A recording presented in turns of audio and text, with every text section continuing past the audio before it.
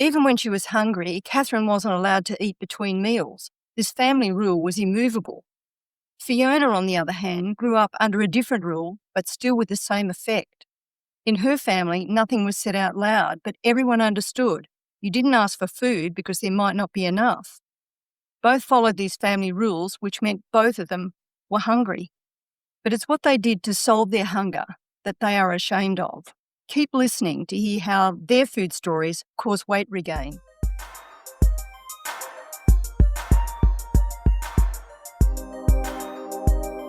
Hi there, it's Bronwyn. Welcome back to Before Dieting.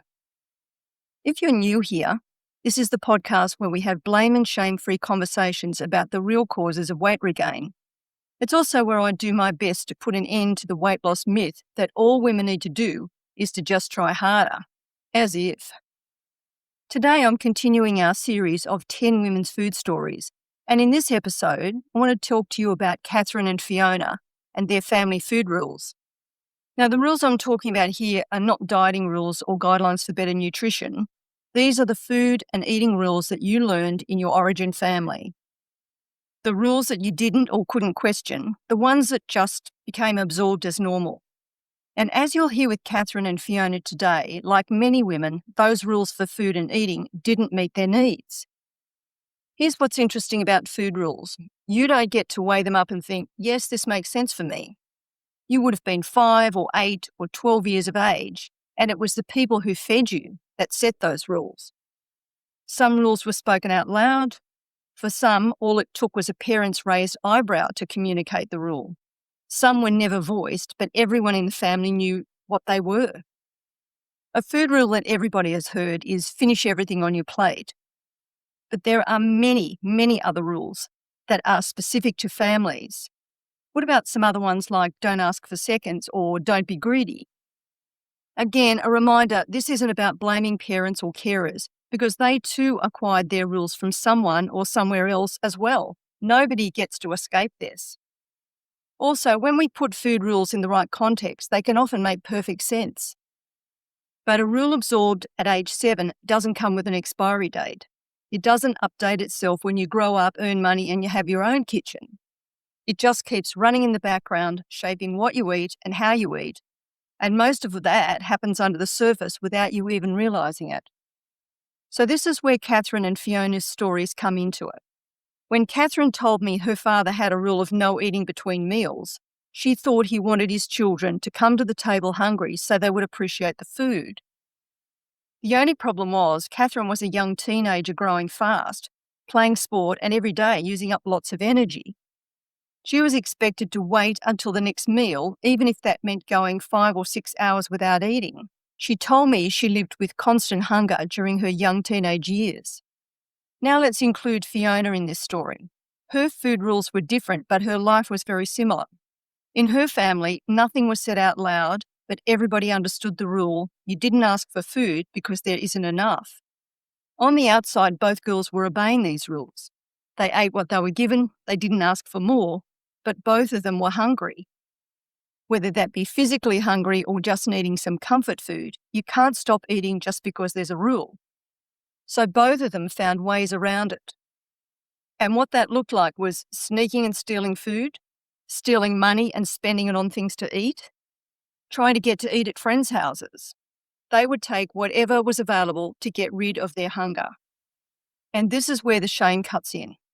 Not only about the stealing, but Katherine felt shame for disobeying her father, and Fiona felt the same for being disloyal to her mother. You might be able to start to see this is where an eating system has its origins. Not after the dieting starts, not even in adulthood. Back then, when the rules around food didn't match what their bodies needed, they had to survive alongside those rules. Because those early experiences don't stay in childhood, they become part of the eating system they carried into their adult life. Katherine grew up and Fiona grew up, and now both can eat whenever and whatever they want. There's food in the cupboard, there's money to buy more, and no one is stopping them from eating anything. Their hunger has been solved, but their food story, the rules and the eating system those early years created is carried forward. When your brain learns that lesson early enough, it creates a system so you never get to feel that hungry again. So in one sense, food becomes the insurance policy where you eat before you're hungry. You eat just in case. You eat enough to feel safe. And you eat enough to make sure the desperate feeling of hunger never comes back. And an important aspect of this type of eating is that it needs to be done alone, so no one is watching or judging. And alone in particular, so you can eat without needing anyone's permission to eat what you want and how much. So let's fast forward to today. Now Katherine and Fiona are in their early 50s. They're no longer children trying to solve hunger anymore. So now it looks different. It looks like they're overeating. It looks like they lack willpower. It looks like they've got a weight problem. But that may be what other people see, but under the surface, an eating system is still at work, making sure those experiences of feeling desperately hungry as a child never happen again.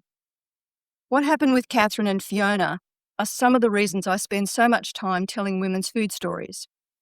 Most women would rather leave the past in the past.